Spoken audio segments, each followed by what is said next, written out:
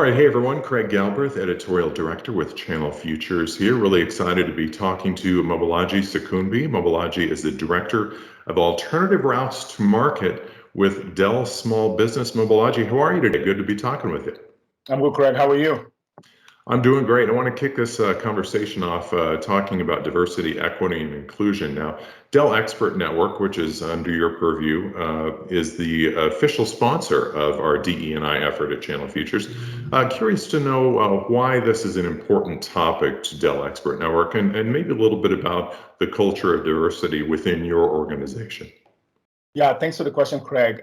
It is an important topic simply because there's a lot of research out there in the marketplace, right? From a corporate standpoint, that says that a healthy and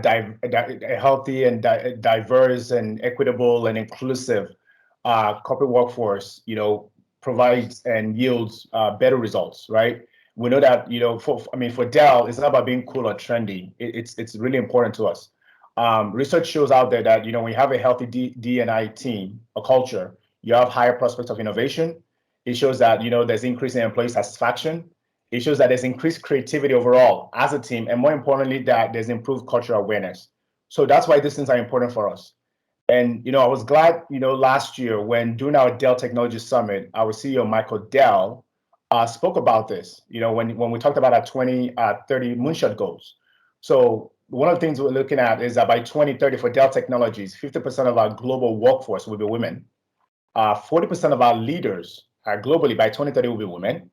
And also 25% of US leaders and the US workforce will be African Americans and Hispanics or Latinos. So that's why this is important for Dell Technologies, right? It's not cool or trendy. We're not just talking about it. Our programs that we put in place emphasize this. The other thing I want to quickly point out, before I quickly address the piece around Dell Expert Network and Channel Futures is each topic here, they're totally separate entities. Diversity talks about appreciating and identifying our individual differences. Equity talks about being even-handed or fair in an organization. And inclusion touches on ensuring that the historically marginalized feel that they belong. So each one is essential, each one is important, and they're different and they're not interchangeable. And when it comes to Channel Futures, I was really glad, to see Channel Futures take this initiative, especially within the channel. This is a topic that really gets talked about in the channel, that really gets mentioned in the channel. So to see Channel Futures take that step to first of all establish an inaugural board, which I'm proud to be part of, and to say, hey, Dell, do you want to come along for the ride? It absolutely made sense to us. So kudos for Channel Futures for doing this, for providing this platform for companies like Dell Technologies, to be able to promote and assist in this endeavor. And again, I'm glad that, we're part of it. Well, those are some really great numbers you just gave us from Dell, and we're glad to have you on the board. So thanks for joining us on that. As long as I got you here, Mobolaji, I wouldn't want to let you get away without having you give us a little background on Dell Expert Network and talking a little bit about how it's evolved over the last couple of years as the channel has been changing. Yes, Dell Expert Network launched in December of 2018. And, I love African proverbs because it was launched as a result of listening to our customers. There's an African proverb that says a wise man plans for tomorrow and a fool plans for today. Dell Technologies chose to be wise, right? Because we listen to our queue, right? We listen to the MSPs that call us every day and say, hey, I need X, Y, Z. We listen to the end users that said, hey, you know what? For my tech advice, I'm glad that Dell helps me, but I often talk to an IT consultant first. We listen to the fact that if you look at the market, right? There was a gradual shift, from hardware resellers to service providers, right? And so, for us, it made sense to say, you know what, let's put a program together to cater to this industry, to cater to these folks. Now, to be clear, the Dell Expert Network program is not for hardware resellers. We do have a program at Dell through our partner channel that works with resellers. Our program strictly deals with MSPs. And so we wanted to make sure that, we're able to afford them the support and the service and the benefits, right, to empower them to do more in their role as they interact daily with end users. There are 5 key benefits to the program: the ability to offer training, education, financing for MSPs, having a dedicated account manager, which serves as a point of contact for the MSPs every single day, providing time-saving tools for the MSP, like Live Optics is a good example. It's a tool that lets MSPs collect, visualize, and share data. Another tool we have is Tech Direct. It's an amazing tool that allows MSPs to self-log support and dispatch replacement parts. And then finally, our rewards program that incentivizes the MSPs anywhere from 3 to up to 6%. That's how those are the fundamental benefits of the program. In terms of how the program has evolved, the program has evolved quite a bit. One of the key things, as an example that we did right before the onset of the pandemic, is that at CES last year, we actually invited, some of our premier Dell Expert Network MSPs within our program to like a red carpet event at CES last year. They had a chance to meet with Dell executives. They were invited into the VIP section. They got a chance to preview some of our upcoming product launches that even folks like myself at Dell had not even seen, So those are the kind of things we have in place. The other one is that, we now have a tiering program in place for MSPs, right? The Elite, Premium, and Advantage, right? Based on the frequency of purchase from Dell, we have additional rewards in there. We also launched like a portal for MSPs that allows them to track their rewards, but also get access, to looking at certain product configurations and choosing certain things based on their needs. And the big one that's really, really come up in the past year is that we also launched like a seed program.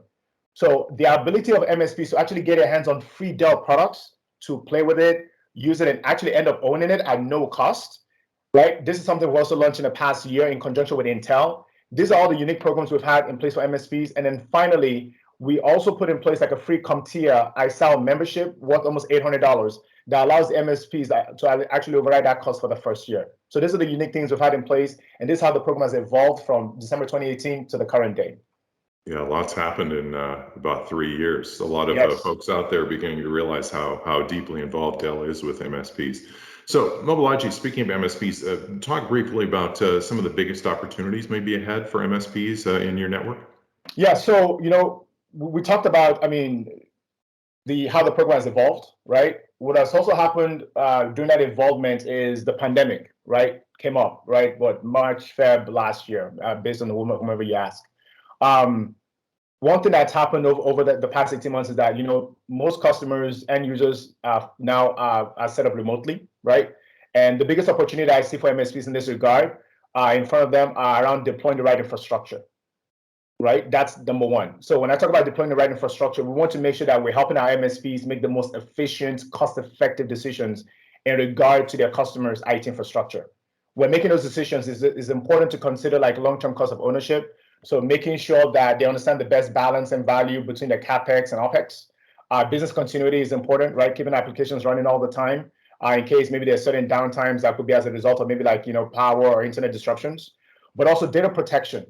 And the other one, like I said, let's not forget, again, when we talk about MSPs, is that, providing them with the right knowledge for all these things is important, right? Because the space is so competitive. And one of the key avenues where MSPs can differentiate themselves is like, having the right information, right? And then the second one is really about, cybersecurity, right? 43% of attacks out there, are going after small business owners, right? That's a core audience that MSPs serve. And it's amazing how a lot of small business owners and end users are not even aware of the right solutions. They don't even think about it. It's almost like insurance, right? People only get it until something bad happens. And so making sure that, the MSPs are equipped to have this conversation are important. So to your earlier question, making sure like, they're able to deploy the right infrastructure and making sure they're able to recommend the right cybersecurity solution to the end users are quite critical. And these are two key areas that MSPs can truly help out end users moving forward. Awesome. Mobolaji, thanks for your time. I wore this burnt orange shirt just for you. I see the Longhorn sign behind you there. Yeah, thank you so much. Well, hey, you know what? It's one thing to wear the collar, right? Because there are other schools that wear burnt orange.